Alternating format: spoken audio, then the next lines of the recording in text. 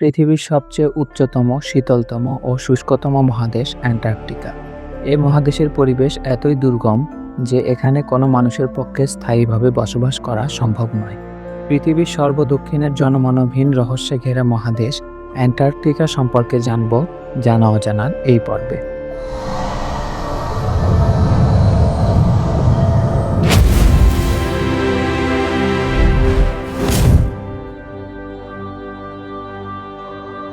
পৃথিবীর 7টি মহাদেশ প্রায় 50 কোটি বছর আগে সুপার কন্টিনেন্ট গন্ডোয়ানা আকারে একসাথে ছিল।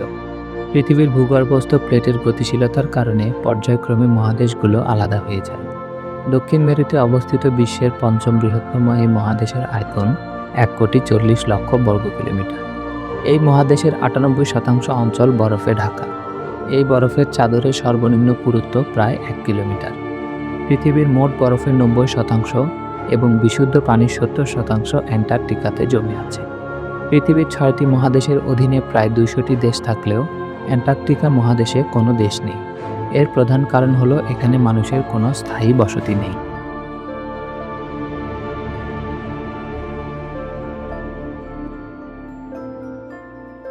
ব্রিটিশ নাবিক ক্যাপ্টেন জেমস কুক 1773 সালে প্রথম অ্যান্টার্কটিকা মহাদেশের পাশ দিয়ে অতিক্রম করেন। 1820 সালে 3 জন রাশিয়ান ও 1 জন আমেরিকান নাবিক প্রথম অ্যান্টার্কটিকা মহাদেশে পা রাখে। খনিজ তেল আবিষ্কারের আগে মানুষ তিমি ও সিল মাছের তেলের উপর নির্ভরশীল ছিল। 19 শতকের শুরুতে সিল ও তিমি মাছের তেল সংগ্রহের জন্যই মানুষ প্রথম অ্যান্টার্কটিকায় আসতে শুরু করে।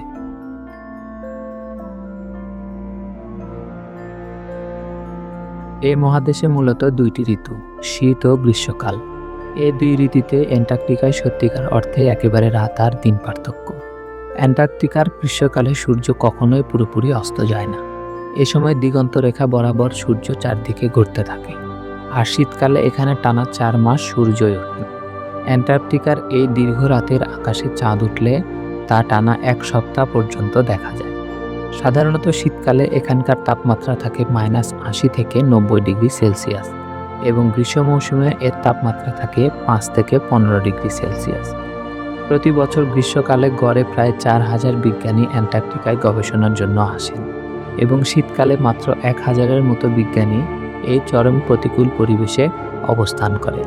বিভিন্ন দেশ থেকে আগত বিজ্ঞানীদের সমাজকে টিকিয়ে রাখতে ড্রাইভার, বাবুর্চি বা মেকানিকদের মতো কিছু অন্য পেশাজীবী লোকজনও সীমিত সময়ের জন্য এখানে আসে।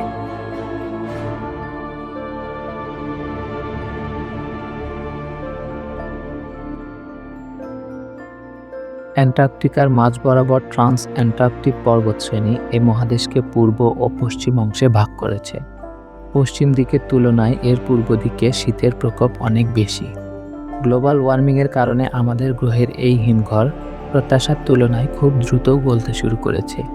পশ্চিম অ্যান্টার্কটিকার বরফের স্তর এভাবে গলতে থাকলে London, New York, Mumbai, Guangzhou ও ওসাকার মতো শহরগুলো ভবিষ্যতে পানির নিচে তলিয়ে যাবে। অ্যান্টার্কটিকায় কোনো স্থায়ী বাসিন্দা না থাকায় 1908 সালে ঔপনিবেশিক ক্ষমতাধর ব্রিটেন অ্যান্টার্কটিকার মালিকানা দাবি করে। ব্রিটেনের দেখাদেখি 1924 সালে ফ্রান্স, 1929 সালে নরওয়ে, 1939 সালে অস্ট্রেলিয়া এবং 1943 সালে আর্জেন্টিনা এর মালিকানা দাবি করে বসে। পরবর্তীতে 1959 সালে 12টি দেশের মধ্যে অ্যান্টার্কটিকা চুক্তি স্বাক্ষরিত হয়। ওই চুক্তির বলে কোনো দেশ এর ভূমির মালিকানা দাবি করতে পারবে না। চুক্তির মাধ্যমে অ্যান্টার্কটিকায় সামরিক কর্মকাণ্ড পরিচালনা এবং খনিজ সম্পদ খনন সম্পূর্ণ নিষিদ্ধ করা হয়। এখনও পর্যন্ত 45টি দেশ অ্যান্টার্কটিকা চুক্তিতে স্বাক্ষর করেছে।